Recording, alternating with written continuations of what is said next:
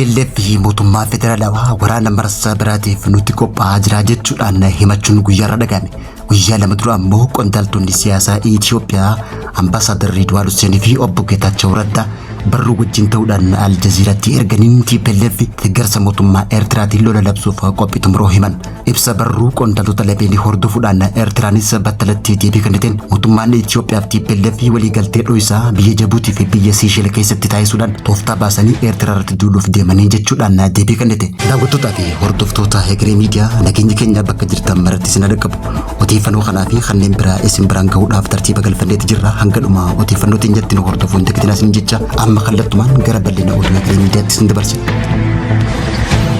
Haala siyaasaa Itoophiyaa fi gaafa Afrikaa ilaalchisee dhiyeenya kana guyyaa lama dura qondaaltonni siyaasaa Itoophiyaa gurguddoon lama barruu waliigalteen katabaniin haala TPLF yeroo ammaa tana miidiyaa Aljaziiraatti erguudhaan Aljaziiraan ifa baaseef mootummaan Eertiraas TPLF wal hordofuudhaan deebii kennan. Dura dursoo barruun ambaasaadar Ridwaan Hussein fi Geetaachoo Raddaa yeroo waldhabdee hidhannoo kaaba Itoophiyaatti ammoo akka diinatti gamaa gaman dhaabbachuun kan wallaalaa turan hoggaa ta'u dhiyeenya kana ammoo gama tokko deebi'uudhaan karaa toora miidiyaa Aljaziiraatiin barruu erganiin waraana diigumsaa kan duubatti deebii hin qabne gaafa Afrikaa keessatti ka'uu akka danda'u akeekkachiisan. Barruun isaanii tun akka ibsitetti mootummaan Eertiraa TPLF deeggarsa taasisuudhaan TPLF ammoo waraana haarawaa jalqabuuf akka qophiirra jirtu himan.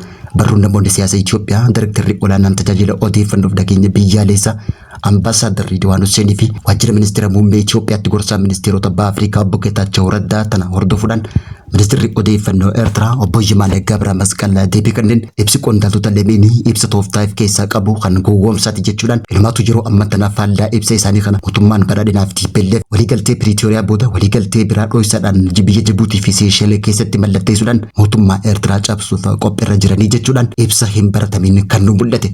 Garuu ammoo waliigaltee Piriitooriyaa kan bara 2022 mootummaa federaalaatii TPLF jidduutti mallatteeffamte sun sababa gareen lamaan wal amantaa hin qabneef gara mariitti dhufanii yaadni jiru Sudaan jiraachuun ni beekama. Ammoo qondaaltonni lameen ambaasaadar Ridwaan Hussein fi obbo Geetaachoo Raddaa yeroo san qaama waliigaltee tanaa kan turan hoggaa ta'u amma dubbiin wal xaxaa taate qaamoleen yeroo san waliigaltee mallatteessan gama tokko hoggaa galan gama biraatiin burjaajii waraana kaasuun kun ammoo Eertiraatti waan shakkii fiddee jechuudhaan xiinxaltoonni ibsan. Gama biraatiin ammas wanti jiru walta'insa gamtaa humnoota mootummaa federaalaa mormanii gamtaa simdoo jaamuu Eertiraatti ijaaramuun ammas hariiroo ji'oopolitikaa gaafa Afrikaa jijjiiruun ibsame.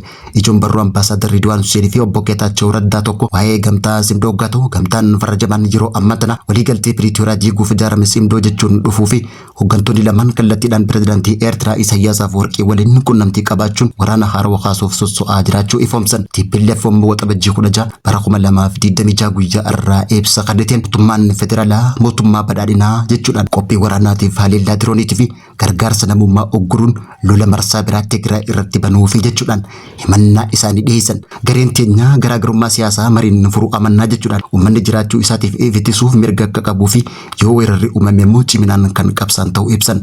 Ibsa TPLF kan itti kanaa fi qophii waraanaa obbo Geetaachoo Raddaa fi ambaasaadar Ridwaan Hussein dheengadda ibsaniin ammoo TPLF ammaas ibsa kana kennuun waraana kana jalqabuuf kan nama shakkisu ta'uun ibsame. Odeeffannoo matanaa wal qabate ambaasaadar Ridwaan Hussein fi obbo Geetaachoo Raddaa waa'ee simdoo irratti ibsa kan kennan hoggaa ta'u gamtaan mootummaa Itoophiyaa diiguuf ijaarame barruu isaanii keessatti ibsaniiti jiran. Waa'een jaarmiyaa garee qawwee mootummaa Itoophiyaa waraanuuf miila qal'aa ammas reefii hanga Sudaan diriirsuudhaan Eertiraa maadheeffatan qondaaltonni waraanaa Itoophiyaa torban kana keessa irraa dubbachaa turuun isaa ni yaadatama. Gamtaan simdoo jaamu kun fedhii mootummaa Eertiraa galmaan ga'uuf mootummaa Itoophiyaa laaffisuudhaaf garee meeshaa waraanaatiin sosso'aa jirtu ijaaramte Eertiraa Maqalee Sudaan keessatti maadheeffachuu himaniiti jiran. Gareen tun hoogganaa finxaaleeyyii TPLF Dabratsiyoon Gabra Mikaa'el fi finxaaleeyyii faannoo naannoo Amaaraa waliin ta'uun akka hundeeffaman ifatti ibsaniiti jiran. Kanaanis yeroo ammaan tana ijaaramuun gamtaa simdoo hordofee gareen TPLF Dabratsiyoon Gabra Mikaa'eliin durfamtu tun mootummaa bulchiinsa yeroo seeraan ala diiguudhaan caasifama isaanii kan mataa isaanii diriirsanii jiraachuun ammoo TPLF fi simdoon waliigalteedhaan mootummaa Itoophiyaa waraanuuf kan akeeku jechuun ibsan. Hooggantoonni mootummaa federaalaa waliin hariiroo qabuu fi kanneen waliigaltee nagaa Piriitooriyaa deeggaran Maqaleedhaa ari'u TPLF tooftaa Eertiraa qophii godhuun waraana jalqabuu yaaluun akkasumallee uummanni Tigraay ifatti waraana kana mormanillee gareen tun tooftaa waraanaa humnaan bobbaasu Eertiraa dhaaluudhaan daa'imman dargaggootaa fi finciltoota humnaan ifitti dabaluudhaan guyyoota muraasa keessatti mootummaa federaalaa haleellaa banuuf qophii ta'uu qondaaltonni siyaasaa Itoophiyaa kun himaniiti jiran. Pirezidaantiin Masrii Abdul Fattah al-Siisii fi pirezidaantiin Gamtaa Emireetota Arabaa Sheek Mohammed bin Zayed Al-Nahyan waliigaltee dhiyoo tana xumurame kan Ameerikaa fi Iraan irratti taasifame kan deeggaran ta'uu ibsan.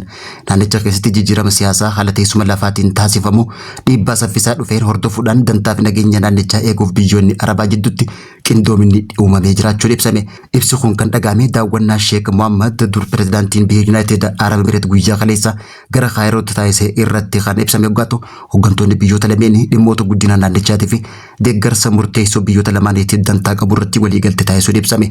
Akka waajjira pirezidaantii Masriitti hooggantoonni lameen waliigaltee dhiyoo tanaan waraana Iraan waliin ture dhaabuu fi hulaa galaanaa Istireet oof Hormuzaa deebisanii banuuf xumurame oduu gammachuuti jechuudhaan kan deeggaran ta'uu ibsanii akkasumallee hegeree gara fuulduraa irratti dantaa fi nageenya uummata Arabaa eegsisuudhaaf ejjennoo biyyoota Arabaa qindeessuun itti fufuun dhimma murteessaa ta'uu irratti waliigaltee taasisuun ibsame. Pirezidaantiin Masrii Abdul Fattah al-Siisiin ejjennoo Masriin tasgabbii fi walabummaa Gamtaa Emireetota Arabaatiif qabdu ejjennoo hin raafamne ta'uun ibse. Biyyoota abbaa jiddu galeessaa qaama nageenya biyyaalessaa Masriiti jechuudhaan pirezidaantiin Masrii Abdul Fattah al-Siisiin pirezidaantii biyya Yuunaayitid Arab Emireetiif wa'ada gale. Ibsi waajjira pirezidaantii Masrii irraa argamee fi Masriin biyyoota galoo galaanaatiif biyyoota Arabaa obbolootaan hundaaf deeggarsa qabaachuu ibsameeti jira.